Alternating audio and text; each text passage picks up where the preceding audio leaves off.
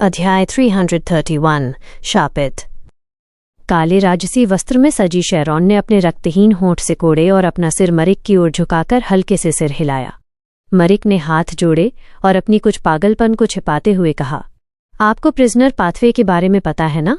हाँ, मैंने बियॉन्डर सर्कल्स में इसके बारे में सुना है, क्लेन ने स्पष्ट रूप से उत्तर दिया। बेशक ये बियॉन्डर सर्कल्स नाइटहॉक्स और टैरो क्लब को संदर्भित करते हैं। उसने मन ही मन आह भरी और जोड़ा। मरिक को कुछ याद आया लगता था और वो लगभग 20 सेकंड तक चुप रहा। खिड़की के बाहर उसे गाड़ी के पहियों के कंक्रीट सड़क पर लौटने की लयबद्ध आवाज सुनाई दे रही थी। उसने अपने उलझे हुए भूरे बालों को बिखेरा और थोड़े विकृत भाव के साथ बोला, प्रिजनर वे हैं जो जेलों में बंद हैं और ये उनकी आध्यात्मिकता और इच्छाओं को तर्क, शरीर और दुनिया द्वारा बंधे हुए होने से भी मेल खाता है। इस सीक्वेंस के बियॉन्डर्स के पास मजबूत शरीर और तीक्ष्ण इंद्रियां होती हैं। अक्सर वे स्थिर दिखने वाले बाहरी रूप और अंदर से पागल दिल रखते हैं। वे कई आपराधिक तकनीकों के जानकार होते हैं और जो कुछ भी सहज रूप से प्राप्त कर सके उससे मारने में निपुण होते हैं। उनका संबंधित सीक्वेंस 8 है लुनैटिक। मुझे विश्वास है कि आपको इसका पता नहीं है, क्योंकि 7 रूढ़िवादी चर्चों जैसी रूढ़िवादी बियॉन्डर संगठन को भी ऐसी बातों की पूरी जानकारी नहीं है। उस गुप्त संगठन का सदस्य शक्तियों का उपयोग करता है जो आपकी कल्पना से कहीं आगे हैं। वे लगभग विकृत कमीने, चाहे उनका शरीर हो या आत्मा, बंधे हुए हैं। केवल मीडियमशिप और डिविनेशन पर निर्भर रहकर कोई उपयोगी जानकारी प्राप्त करना कठिन होगा। शेरॉन और मैंने भी इसी का सामना किया और बहुत लंबे समय तक प्रतीक्षा की, इससे पहले कि हम इस बंधन को हटाने का तरीका ढूंढ सकें और सफलतापूर्वक भाग सकें। चूंकि इस पाथवे के सभी बियॉन्डर्स शापित हैं और पागल विशेषताएं रखते हैं, हम 7 प्रमुख चर्चों पर निर्भर नहीं होना चाहते। हम अपनी सारी स्वतंत्रता खो देंगे बिना कुछ भी बचा रहे। तो मामला वैसा ही है। कोई आश्चर्य नहीं कि नाइटहॉक्स की गोपनीय जानकारी में इसके बारे में ज्यादा कुछ नहीं है। यहां तक कि प्रिजनर के संबंधित सीक्वेंस 8 और 7 की कमी थी। यह वो स्तर था जो मुझे उस समय पता हो सकता था। क्लेन ने प्रबोधन की भावना के साथ उत्तर दिया, मुझे वास्तव में प्रिजनर से आगे की स्थिति के बारे में पता नहीं है।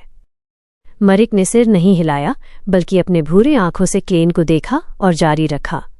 प्रिजनर की तुलना में लुनैटिक की सबसे बड़ी विशेषता यह है कि वे स्वेच्छा से अपनी तार्किकता का बलिदान कर सकते हैं और अपनी इच्छाओं को मनमाने ढंग से चलने दे सकते हैं, जिसके बदले में उन्हें हर पहलू में शक्ति और वृद्धि मिलती है। इस अवधि में स्पष्ट विचारों के अलावा कोई बड़ी समस्या नहीं है। वे बियॉन्डर शक्तियों के प्रति मजबूत प्रतिरोध प्राप्त कर सकते हैं जो विचारों को बाधित करती हैं और मन को प्रभावित करती हैं। सरल शब्दों में, मैं पहले आपको खत्म कर दूंगा और फिर आप मुझे मार ही नहीं पाएंगे। क्लेन खुद को व्यंग्य करने से नहीं रोक सका। इस सीक्वेंस से आगे शाप धीरे धीरे प्रकट होने लगता है। लुनैटिक आसानी से नियंत्रण खो देते हैं, मरिक ने कहा, जबकि उसके चेहरे की मांसपेशियां सिकुड़ गईं। क्या यह स्पष्ट नहीं है? यदि किसी व्यक्ति की मानसिक स्थिति लंबे समय तक न्यूनतम स्तर पर कार्य कर रही हो या यदि बार बार असामान्यताएं हों, तो अन्य बियॉन्डर्स की तुलना में नियंत्रण खोने की संभावना अधिक न होने पर ही असामान्य होगा। क्लेन को इसका अपना समझ था। उसने मिस शेरॉन की ओर देखा, महसूस करते हुए कि उसे कल्पना करना कठिन था कि वो प्रिजनर और लुनैटिक स्टेज में कैसी दिखती होगी। और पूरे समय शेरॉन अपनी भूतिया चुप्पी और पारलौकिक अवस्था बनाए रखे हुए थी। उसके कुछ न कहने पर देखते हुए मरिक ने धीरे से सांस छोड़ी और कहा, अगला सीक्वेंस है वेयरवुल्फ। परिवर्तन शुरू होता है। हालांकि सामान्य लोगों की नज़र में पागल प्रिजनर्स और मन खोने वाले लुनैटिक वास्तव में ऐसे उत्परिवर्तकों के समान हैं। खैर, वेयरवुल्फ का सीक्वेंस 7 होना मेरी अपेक्षा से कम है। क्लेन के विचार अचानक भटक गए। मरिक ने नोटिस नहीं किया कि वो भटक गया था और जारी रखा, वेयरवुल्फ एक पूर्णतः शापित व्यक्ति है। हर बार जब क्रिम्सन मून पूर्ण होता है, वे अपने कुछ समझदारी खो देते हैं, काले बाल उगाते हैं और उनका रक्त पिपासु और रक्त चखने की इच्छा चरम पर पहुंच जाती है। उसकी आवाज़ धीरे धीरे थोड़ी अनियमित हो गई, मानो उसने उस कड़वे अनुभव को याद किया हो जब वो खुद को सहन और दबा रहा था। वेयरवुल्फ के पास काफ़ी शक्तिशाली पुनर्जनन क्षमताएं होती हैं, साथ ही भयानक शक्ति, चपलता और गति। उनके नाखून और दांत उसी सीक्वेंस के बियॉन्डर हथियारों से कम नहीं होते और वे विषयुक्त होते हैं। वे कुछ अंधकार संबंधी स्पेल्स भी जानते हैं। उदाहरण के लिए, वेयरवुल्फ के नियंत्रण में आने वाले लक्ष्य एक अवधि के बाद अधीनस्थ बन जाते हैं जब वेयरवुल्फ का विष उनके शरीर में घुस जाता है। वे वेयरवुल्फ जैसे राक्षस बन जाते हैं और आमतौर पर इन राक्षसों का जीवनकाल बहुत छोटा होता है। मरिक की व्याख्या सुनने के बाद क्लेन ने एक सटीक निष्कर्ष निकाला। सीक्वेंस 7 के स्तर पर वेयरवुल्फ वास्तविक युद्ध क्षमता के मामले में औसत से ऊपर है। पूर्ण चंद्रमा के दौरान हमेशा हत्या की प्रवृत्ति और रक्त पिपासु को दबा न पाने वाला वेयरवुल्फ धीरे धीरे अधिक ठंडा और अधिक विकृत हो जाता है। धीरे धीरे वे सामान्य मानव की भावनाएं खो देते हैं, मरिक ने जोड़ा। उसके स्वर में बिना छिपाए गर्व था। यह मिस्टर अजिक के उत्परिवर्तकों के वर्णन से मेल खाता है। क्लेन ने अनायास ही मिस शैरॉन की ओर देखा, सहज रूप से उसकी वेयरवुल्फ रूप की कल्पना करते हुए। हालांकि उसकी ठंडी नज़र ने उसे लगभग कांपने पर मजबूर कर दिया और उसने जल्दी से सिर मोड़ लिया। मरिक ने अनजाने में अपने होंठ चाटे। ये महिलाओं जैसा प्रलोभक नहीं था, बल्कि ऐसा जो लोगों को खतरे का एहसास दिलाता था। उसकी नज़र क्षणिक रूप से फोकस खो बैठी, अपनी स्मृतियों में खो गया अज्ञात। कुछ सेकंड बाद उसने फिर से मुंह खोला। मैं संबंधित सीक्वेंस 6 पर हूं ज़ॉम्बी। ज़ॉम्बी, आपका बाहरी रूप वाकई वैसा ही लगता है। कोई आश्चर्य नहीं कि आप अक्सर अपने जैसे लोगों के साथ कार्ड्स खेलते हैं। अंत में पता चला कि आप भी एक विशेष प्रकार का ज़ॉम्बी हैं, एक असली जीवित ज़ॉम्बी। क्लेन ने सोचा और कहा, मैंने कास्पर्स से सुना कि आपको गोलियों का डर नहीं लगता। मरिक ने सिर हिलाया और कहा, मेरा शरीर इस बात जितना कठोर हो सकता है। भले ही आप मेरे सिर पर रिवॉल्वर से गोली मारे, मुझे अधिकतम चक्कर ही आएगा। आपको एक ही जगह 5 बार गोली मारनी पड़ेगी, तब जाकर मेरी रक्षा भेदी जा सकेगी। और भले ही आप मेरी रक्षा भेद लें, ज़ॉम्बी के लिए मस्तिष्क नष्ट न होने तक सभी अन्य प्रकार की क्षति घातक नहीं होती। और मेरी शक्ति वेयरवुल्फ की नींव पर काफ़ी बढ़ गई है। इसके अलावा मैं मृत्यु संबंधी स्पेल्स का एक हिस्सा इस्तेमाल कर सकता हूं और आसानी से ज़ॉम्बी बुला सकता हूं तथा भूतों को नियंत्रित कर सकता हूं। मैं उन्हें निर्देशित कर सकता हूं और ठंडे तथा सड़ते बियॉन्डर शक्तियों का कुशल उपयोग कर सकता हूं। म्यूटेंट पाथवे का हर सीक्वेंस अलग विशेषताएं रखता है। प्रगतिशील पाथवे में बहुत कम परिवर्तन होते हैं। क्लीन ने सोचा और पूछा, तो ज़ॉम्बी का शाप क्या है? मरिक ने दांत पीसे और कहा, मुझे मनुष्यों के गर्म रक्त और ताज़े मांस की प्यास लगेगी। पूर्ण चंद्रमा के दौरान ये स्थिति विशेष रूप से गंभीर होगी। एकमात्र सांत्वना यह है कि ज़ॉम्बी का शाप वेयरवुल्फ और लुनैटिक के शाप को बदल देता है। वे एक साथ नहीं रहते और आगे भी यही होता है। हर बार जब क्रिम्सन मून पूर्ण होता है, मैं बहुत दर्द में होता हूँ। यदि मैं आत्मनियंत्रण छोड़ न दूं तो इतना दर्द होगा कि लड़ने की क्षमता खो दूंगा। और यदि मैं खुद को लुटा लूं तो भी कम मानव जैसा बन जाऊंगा और नियंत्रण खोने का जोखिम बहुत अधिक होगा। यहाँ तक कि सामान्य समय में भी मैं हमेशा अपने दिल की इच्छाओं और मजबूत द्वेष को रोकता रहता हूँ। अन्य सीक्वेंस के बियॉन्डर्स की तुलना में अन्य बहुत बेहतर हैं। खैर, एबिस और डेमोनस को छोड़कर। क्लेन के मन में अचानक ऐसा विचार आया। मरिक रुका और शैरॉन की ओर देखा।